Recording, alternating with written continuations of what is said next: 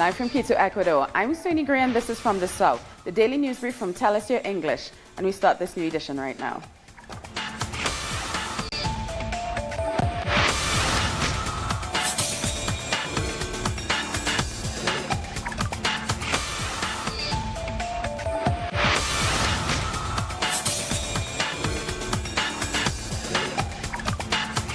A day before a Brazilian court decides whether to bar him from re-election, Brazil's former president, Luiz Inácio Lula da Silva, is joining supporters in Porto Alegre to defend his right to contest. Lula is in the lead to win October's presidential election if the court agrees that he can run. Thousands of his supporters have already been demonstrating in Porto Alegre, where the trial will take place. Meanwhile, the Network in Defense of Humanity has declared unrestricted support for Lula. It's about 2,000 kilometers. Of course, it's worth it to walk all this way to defend democracy. What we are doing is very challenging, because an election without Lula is a fraud. We cannot hold elections without Lula.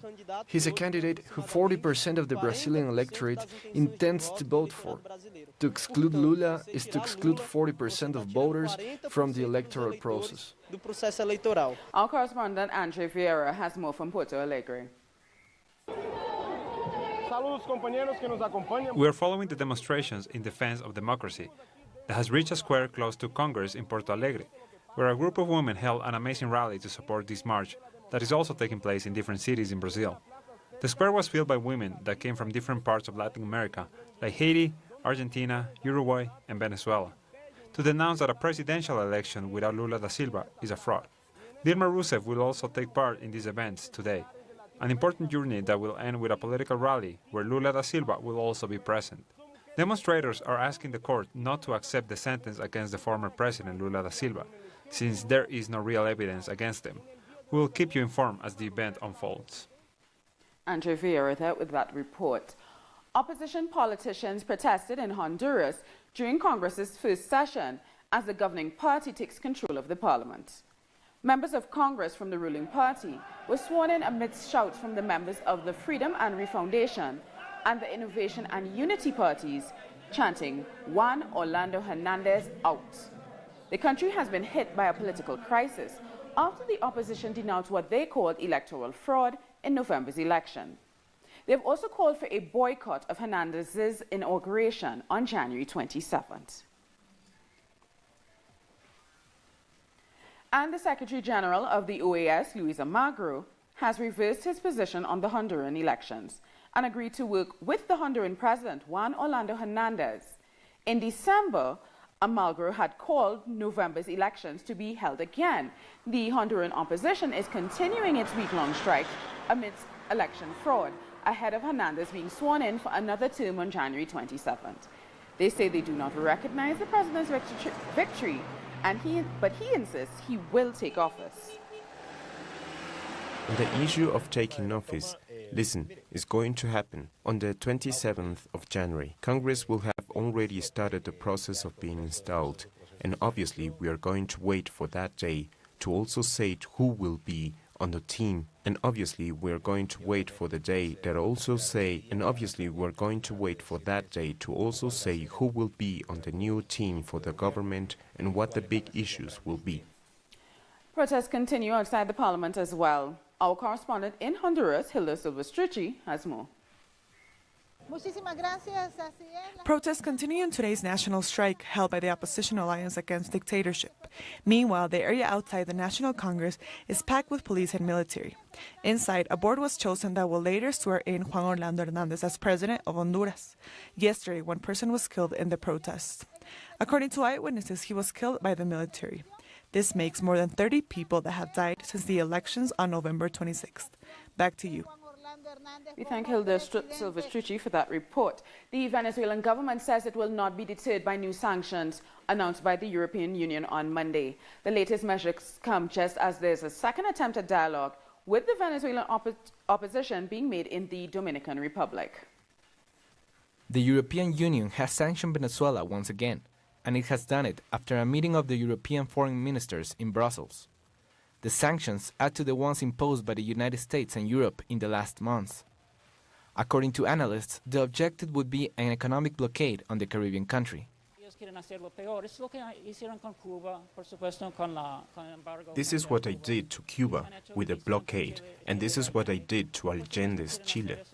And of course, that is what I want to do to Venezuela. It is inhumane because these are sanctions that affect the people, not just the government.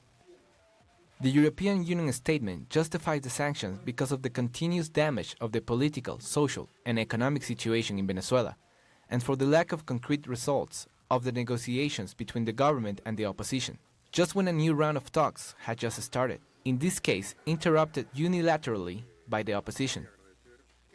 The Venezuelan government hasn't hesitated to react to these new sanctions. Jorge Rodriguez, the Venezuelan Minister of Communication, has said that the sanctions are a hit to the peace dialogues. They can sanction us, they can attack us, they can put a blockade on us, but we will continue expressing our right to be free, to be sovereign, and make them respect the Venezuelan constitution. Venezuela's foreign ministry has issued an official statement in which it strongly rejects these measures. It assures that the fundamental precepts of the United Nations are being violated, and that they pretend to interfere in the country's affairs. The Venezuelan foreign minister, Jorge Arreaza, has qualified these European sanctions as illegal. He has done it in Chile, in the second CELAC-China forum. Our people know the aftermath of the imperialist interferences. For example, unilateral measures, economic and commercial blockades, and the attacks to our democracies. The European and the U.S. sanctions against the Caribbean country stems from Trump's national security strategy based on the statement that the U.S. economic and military power should be used to operate in tough conditions. This strategy shows the intentions of this measure, which are to smother the country economically to create an intolerable environment on the streets and overthrow President Nicolás Maduro. Venezuelans are marching to commemorate the fall of the dictatorship 60 years ago. This led to the Fourth Republic, which failed to live up to many Venezuelans' hopes for democracy. On January 23, 1958, the regime of General Marcos Pérez Jiménez was overthrown in a coup, although this rebellion was quickly overshadowed by a new government that protected the interests of the oligarchy.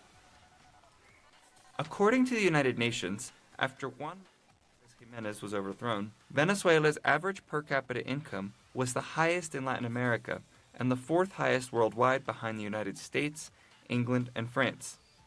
Venezuela's GDP had grown from $18 billion in 1950 to over $32 billion in 1957. Following relative stability during the governments of Rómulo Betancourt, Raúl Leoni, and Rafael Caldera, there would be a collapse under Carlos Andrés Pérez's rule. Despite an increase of income during his 5-year reign between 1974 and 1979, due to a rise in the price of oil from $2 to $12 a barrel, at the end of his rule the external debt grew from $1.2 billion to over $16 billion, according to the United Nations Economic Commission for Latin America and the Caribbean.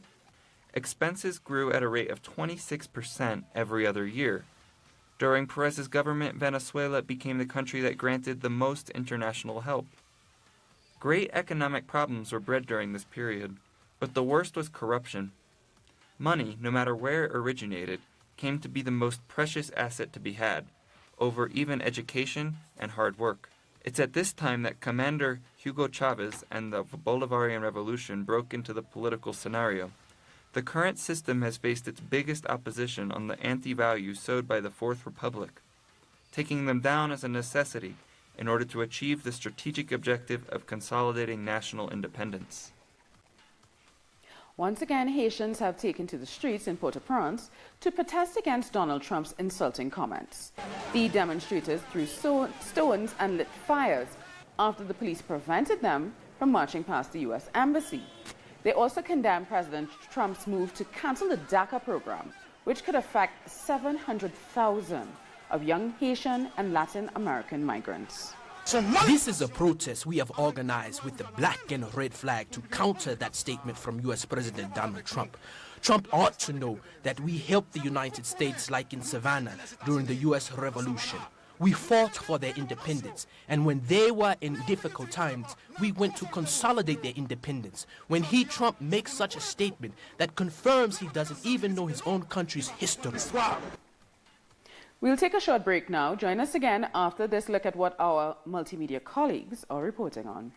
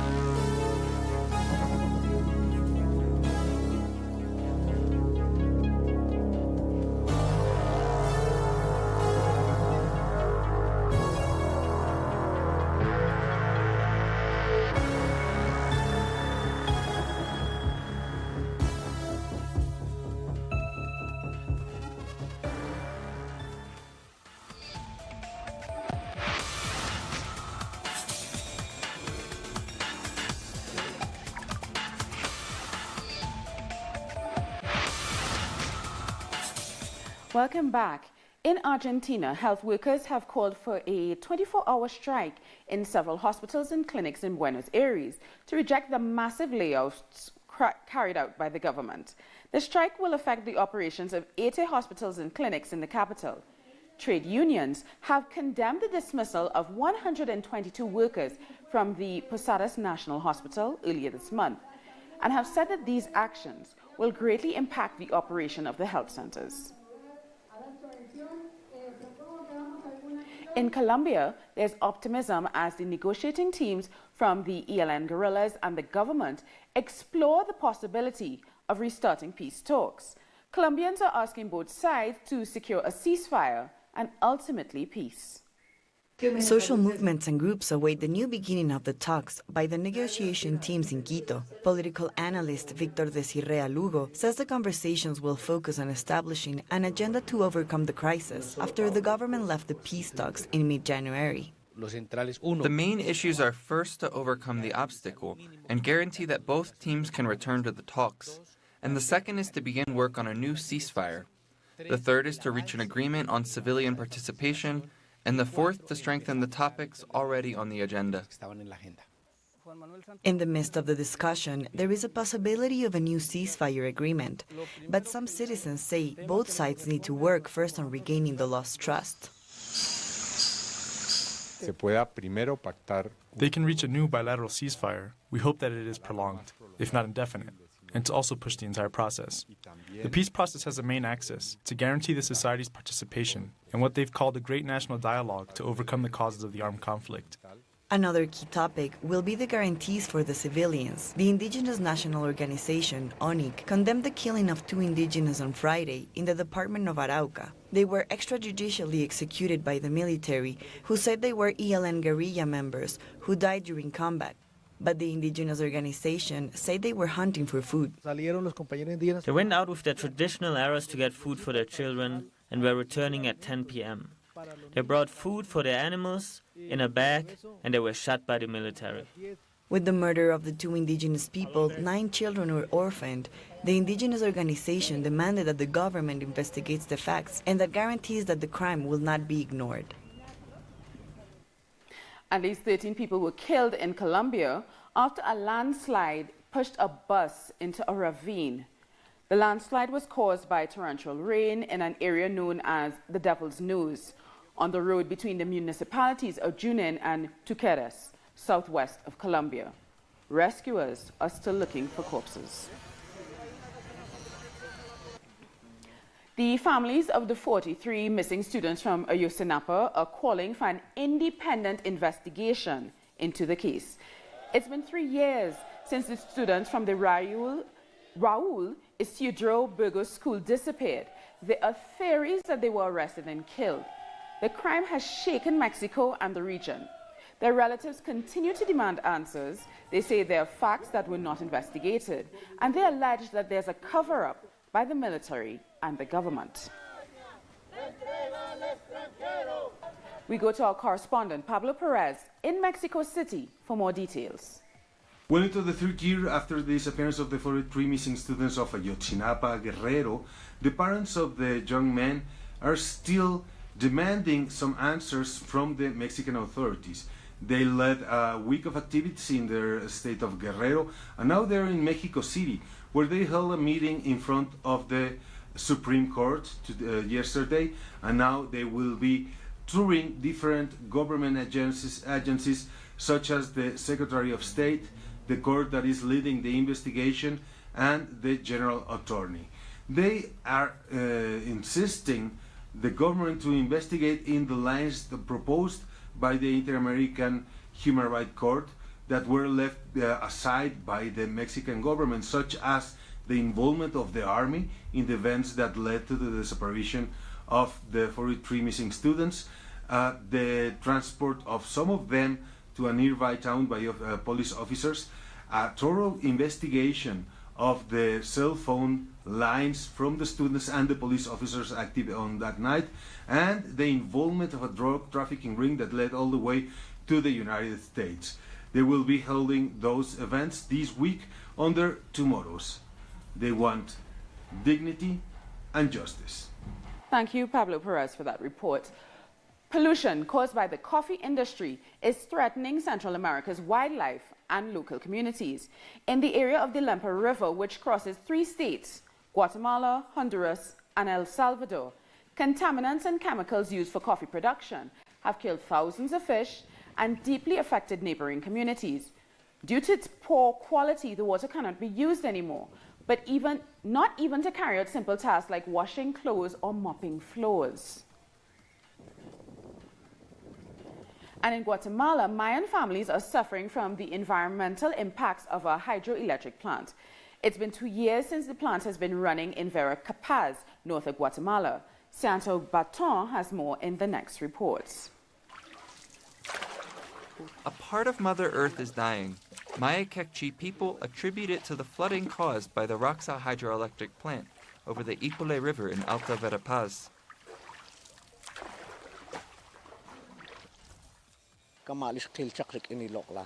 Our sacred trees, our vegetation and other lives are dying from the flooding. The water has also flooded fertile lands. We are very worried because we live at the shore of this river. The flooding started 2 years ago. The people affected say that this has also altered the natural course of the river. 3 waterfalls have also disappeared. The river was blocked down there. Now it's deepened. Now you can't see anything else. Everything is flat. The disappearance of the waterfalls stops the current from flowing and allows for pollution, one of the citizens says. Previously, the current of the river was going there, but now it's going upstream, because down there the river is blocked.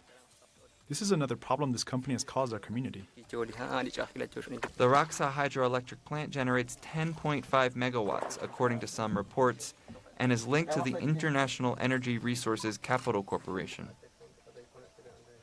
Those who are causing this damage are not from here. We don't know them, and neither do we know which country they come from. We were born here, and this is our territory.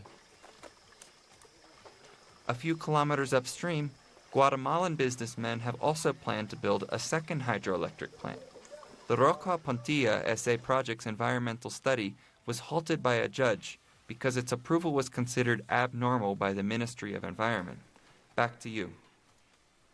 Indigenous women and men from the National Indigenous Council of Mexico have traveled through 15 cities of the U.S.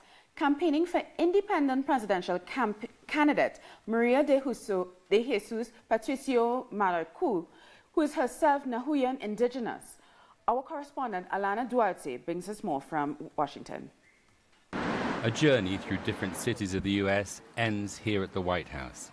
Indigenous people have come looking to tell of the exclusion and divestment that affects Mexico and seek support from their northern neighbors. There has been a treachery attitude from the Mexican government, supporting orders not only from the U.S., but all of capitalist and neoliberal brutal policies. They are taking away territories from the people. Bettina is a Benissa indigenous woman, a native of Juchitán, Oaxaca, whose life has been put in danger. She's a member of the Indigenous Government Council, which supports the candidacy of Maria de Jesus Patricio, also known as Marichui. This Nahua woman is trying to gather 900,000 signatures to start an anti-capitalism campaign. She'll be running in the election on the 1st of July, but they say that winning is not their goal. We don't really want power. The power was built from the top by the economic elite linked to the United States. What we want is building something from below.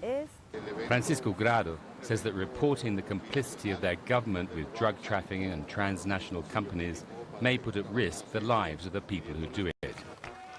On Sunday, members of their caravan traveling with the Nahua candidate were attacked. 2 cars with heavily armed people surrounded them and took cell phones, cameras, and all of the footage from the journalists. For this indigenous Mayan woman forced to leave Guatemala and who settled in the United States, the role of the United States is crucial in order to understand the conflicts happening in different places. Nobody's talking about the bottom line, not visible issues regarding what's happening to native peoples. Many live here in Washington. For example, there is a very big Mayan community which is basically invisible, mostly because of the U.S. policies. At a meeting in which Native American people also took part, councillors remembered the principles of the National Indigenous Council, insisting that building a different world is possible. We take a short break now. Join us again after this look at what our multimedia colleagues are reporting on.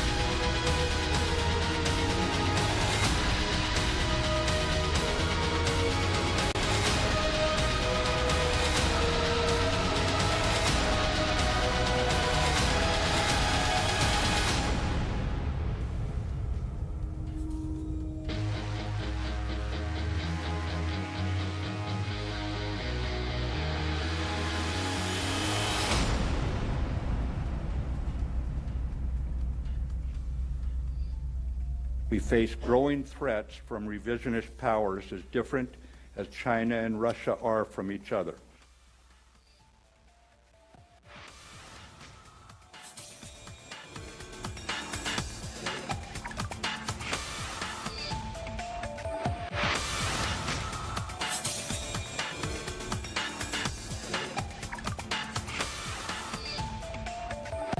Welcome back. Palestinians are calling for a day-long strike in protest at U.S. Vice President Mike Pence's visit to the region. It's the first visit by a major Trump official since the president declared support for Jerusalem as the capital of Israel. We have more in this report from Noah Harazin. Palestinians are angry and enraged after Pence's visit to the Palestinian-occupied territories and Israel, and also after his speech at the parliament. Palestinians in Gaza and the West Bank have declared today as a mass strike where most of the shops will be closed. At the same time, Ismail Haniyeh, the head of the Hamas movement in the Gaza Strip, released a speech condemning and rejecting Pence's visit and condemning the recognition of Jerusalem as the Israeli capital. Palestinians here in the Gaza Strip will also go today and tomorrow on several protests and rallies against the continuous U.S. pressures on the Palestinian president to force Palestinians back to the negotiating table. The Palestinian people do stand behind the Palestinian president and by the Palestinian leadership, refusing all terms of this political blackmail by the U.S. We thank Noah for that report. And now let's have a look at some of the other news from around the world. The U.S. government partial shutdown has ended after Republicans and Democrats voted for a temporary funding bill. The Democratic leadership agreed to back the bill after accepting promises from the Republicans for a debate later on the future of young undocumented immigrants. The continuing resolution keeps the government funded until 8th February in the hope that Congress can reach a long-term budget agreement in the meantime. It is the fourth temporary measure since October. The 44th annual meeting of the World Economic Forum has begun in Davos, Switzerland, where billionaires, world leaders and investors would discuss topics ranging from the global economy and sexual harassment to the risks and opportunities of artificial intelligence in the four-day event. This year, theme of the forum is creating a shared future in a fractured world. We need robust international cooperation if we are going to tackle shared problems. And that includes fighting corruption, improving the international trading system, tackling tax evasion, addressing climate change issues, and on and on. A Japanese soldier has been killed after an avalanche presumably triggered by an erupting volcano engulfed a party of training soldiers on a ski resort in central Japan. A total of 11 other people were also injured, some when rocks from the volcano rained down on skiers at the mountain resort. Mount Kusatsu Shirane, 150 km northwest of Tokyo, erupted on Tuesday, but officials are still investigating whether it caused the avalanche.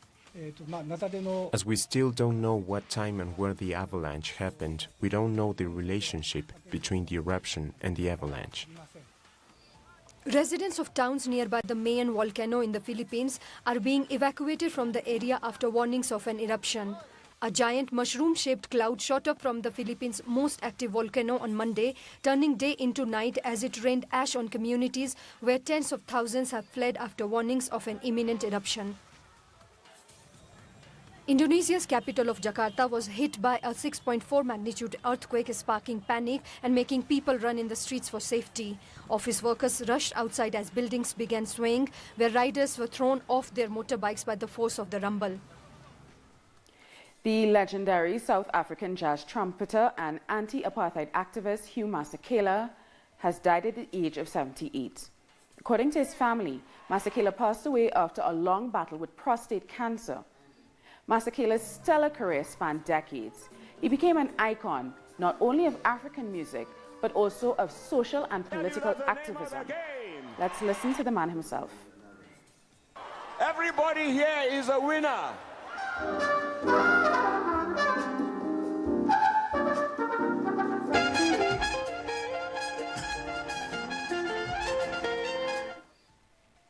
We've come to the end of this daily news brief. For these and many other stories, you can find them on our website at telesiotv.net/English. And join us on social media, Facebook, Twitter, and Instagram. For Telesio English, I am Soini Gray. Thank you so much for watching.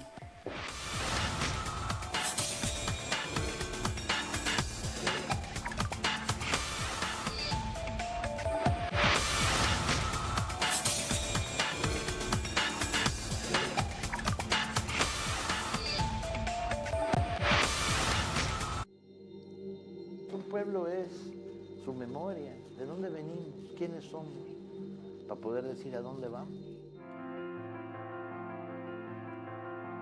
Cuando me preguntan qué personajes de la revolución del siglo XX en América Latina me conmueven, me vienen de inmediato a la cabeza tres nombres. El primero es el Che, el segundo es Pancho Villa y el tercero es Antonio Guiteras. Ahora tengo más raíces. Ahora sé de dónde vengo. Pudo marcar en la revolución cubana, en la juventud, y que hoy en nuestros días es todavía un ejemplo y un paradigma para nosotros. Y habría que añadir uno de los nuestros. Los nuestros. Tuesdays. Only on Telesur.